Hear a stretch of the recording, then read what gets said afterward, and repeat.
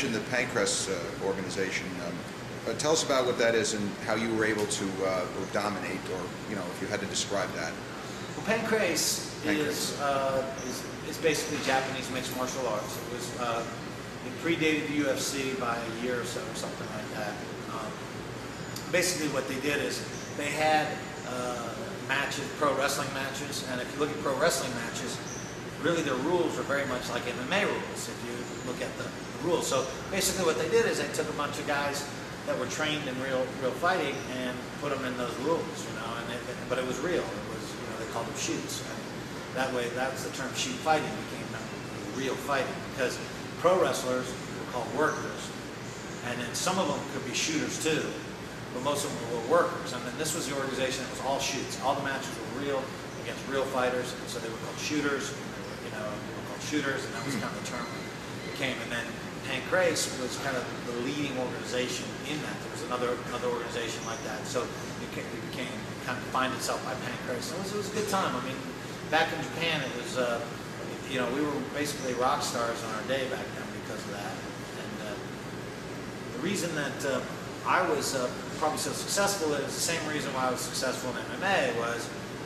I had I had a diverse background, and really the big advantage I had in Pancrase was I was a much better wrestler. Like American wrestling is some of the strongest wrestling in the world. You know what I mean? And and I was I wrestled at a college level, so I was that makes me one of the best wrestlers in the world. Even though I wasn't a great college wrestler, it does make me one of the best in the world, because being at that level in America, you're good. Yeah. And so none of the guys could take me down. I got taken down one time in Pancrase. Right after I had an interview where they were talking about my wrestling, and I said no one can take me down. And then that was before the fight, and then I literally got taken down at that fight. But I got taken down one time in Pancrase. That's it. And so it allowed me to dominate the fight the way I wanted. What I wasn't good at the time was I wasn't really good at submission. I was good at blocking submission, and I was good at hitting people, and I was good at wrestling. So that wrestling was a real advantage because they couldn't take me down. I could hit them, punch them. They take me down and fight them off. Or if I wanted to, I could take them down pretty much at will. And that was really I think the real advantage I had was I hit hard and my wrestling. They couldn't contend with my wrestling. You had obviously many controversial battles, such as the one with Kazushi Sakuraba, fight you took short notice, broken foot. Could you talk a little bit about the circumstances surrounding that fight? Well, yeah, I mean, I won't bore anybody. They've heard it a million times. I mean, basically what happened was that I was recovering from a kidney problem I had, and I had trained for 6 months. I get a call on January 2nd to see if I want to fight Sakuraba at the end of the month. I said no. They basically, because I just started training again. I mean, I literally, January 2nd was my first day back in training, almost a 4-month layoff.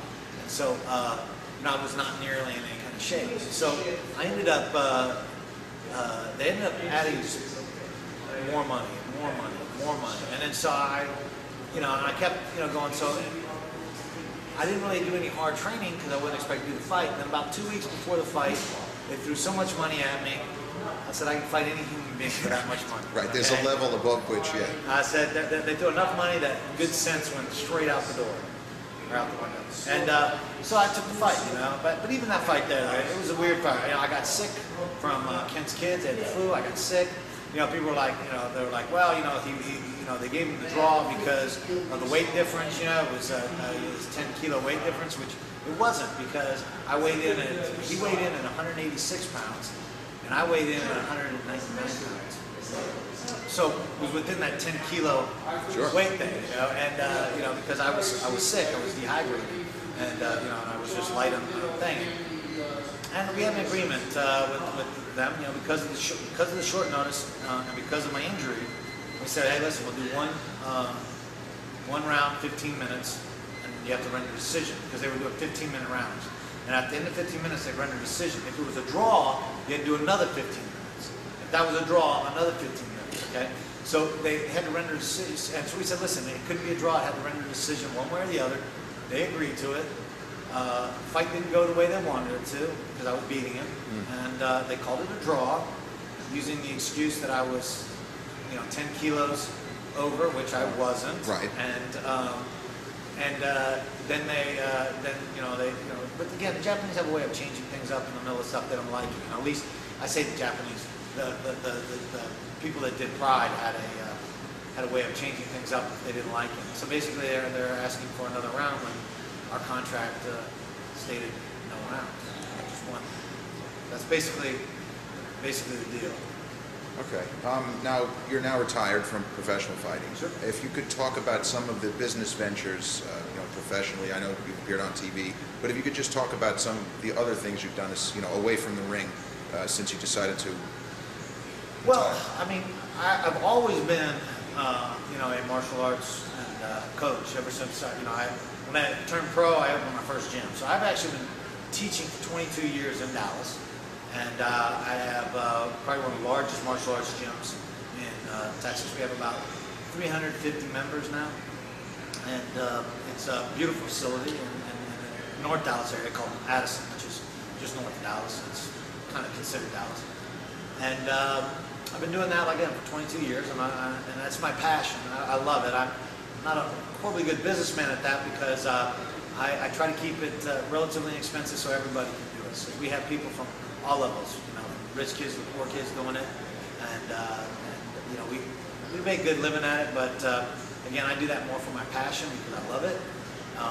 My real paying job is I'm the president of HDNet Fights, which is the combat sports division for HDNet, and I also have a consulting company that does. I'm kind of a diverse guy. I have a consulting company. That's good. No, that teaches. That I work with. Federal and civil law enforcement on revamping their defensive tactic techniques because they don't work. Sure. And I also have a entertainment company, and I do. We've done shows. I don't know if you guys seen the show Bully Beatdown, but that's actually one of my shows. It was actually originally called American Badass. In fact, Eric Panzer was on it. Nice. And it plays on MTV, and it's now being executive produced by Mark Burnett. And it's a successful show there. But mainly that entertainment company, what I do is I find financing for different entertainment deals. That's really what I do a lot of. And then I started a distributorship with the Evolve, which is a new health product. It's a new nutraceutical beverage, which is phenomenally. Talk your ear off about that, but I'll spare you that. But I also do that, and which is kind of fun because I do it with my friends as a group, and so I get to work with a lot of my buddies. I don't, normally we're so busy for each other we don't get to see each other, but now they have to see me because we do business together. So that's basically kind of where I am in a nutshell. I mean, there's a few other things I do, but I say my full-time job is being a daddy, which is kind of new since I'm retired. I have 3 kids and a beautiful wife. That's great. So I'm a pretty busy man. Very busy and very, very well-rounded, obviously. All right, so you mentioned you're the president of HDNet Fights, now you work with Mark Cuban. Yes. If you could, just a little bit, describe the dynamic in your interaction with him. Like, how does that work as far as that goes? Well, he's my direct boss. Okay. So that's who I deal with.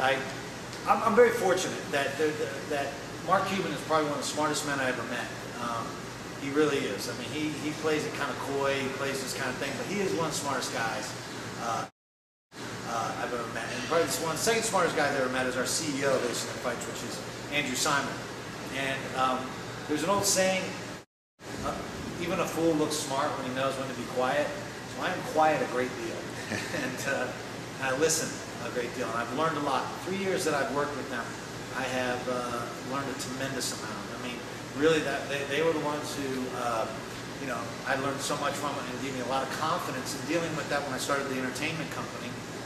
I'd already done the show that turned the Bully Beatdown, but I started doing the financing end, and I learned a lot, just the way that they carry themselves and the way they do stuff, and it is great. And Mark particularly has a very contagious personality. He gets in there, he gets you excited about stuff, he gets you motivated to do well, and so I want to do the best I can.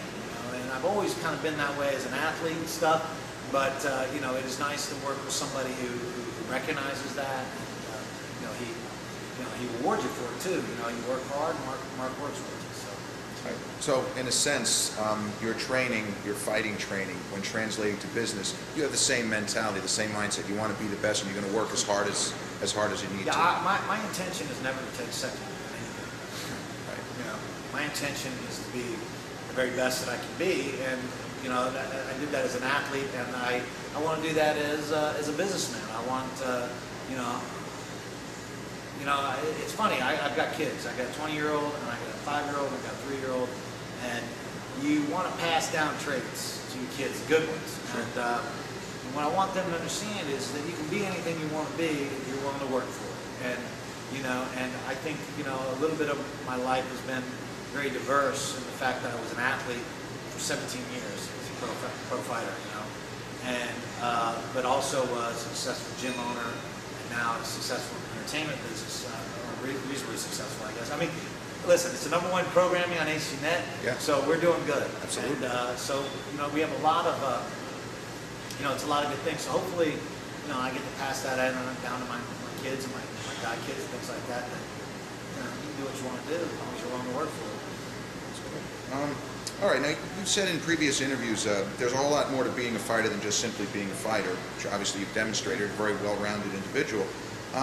What else would you like to share with our readers, people who come to our site, whether it be business advice or even life advice, if you want to say life coaching? Like if you had 100 words on, put the life coach hat on, the Dr. Phil hat, if you will, that, Yeah, well, I don't know if I'm qualified for that, but I will tell you something that what I give everybody on things. I think that if you're an honest person, and honesty starts with yourself. You're honest with yourself, you're honest with everyone else, and then it opens doors for you. I got one of the best compliments ever. I was doing a business deal. These guys had me checked out, which is smart. They had me fed it out, and this one guy said, "It's interesting. I called up this guy, and I asked him if he knew you, and he said, yeah, he didn't really have nice things to say to you, but he said, I don't really like Mezger very much, but he's a straight shooter." And I took that as one of the greatest compliments, because if your enemies are willing to call you a straight shooter, then what are your friends going to do? Your friends are going to love you more. And I think that success is always built on relationships. I don't care. There's no such thing as a self-made man. If you think you're a self-made man, you're just arrogant, because there's no such thing. You've got a break somewhere. Somebody gave you a break, did something that you got where you are. I know this is my fact. I was one of those arrogant guys who came to the realization I could not have been where I've gotten without a tremendous amount of help along the way. And I think that help comes from it does come from your relationships. And if you keep your relationships honest and you keep yourself as a straight shooter and you work hard, then those relationships will blossom. If you're dishonest and you're not working hard, those relationships will wither and die. And so that would probably be my Dr. Phil moment for you guys. Well, we appreciate that. And just finally, how can you be contacted? I can be reached, you can reach me on several different ways. I mean, I can be reached, you can reach me through my website, for my gym website, which is GuyMezger.com, which is GuyMezger.com. And I can also be reached by email at GuyMezger@hotmail.com. That's the easiest one. I got about 15 emails, but that's the easiest one. Again, it's Guy Mezger, all lower cap, one word, at hotmail.com. And that's the easiest way to get hold of me. All right. Well, Guy, I want to thank you very much, and I appreciate your time, and that's it. My pleasure. Okay.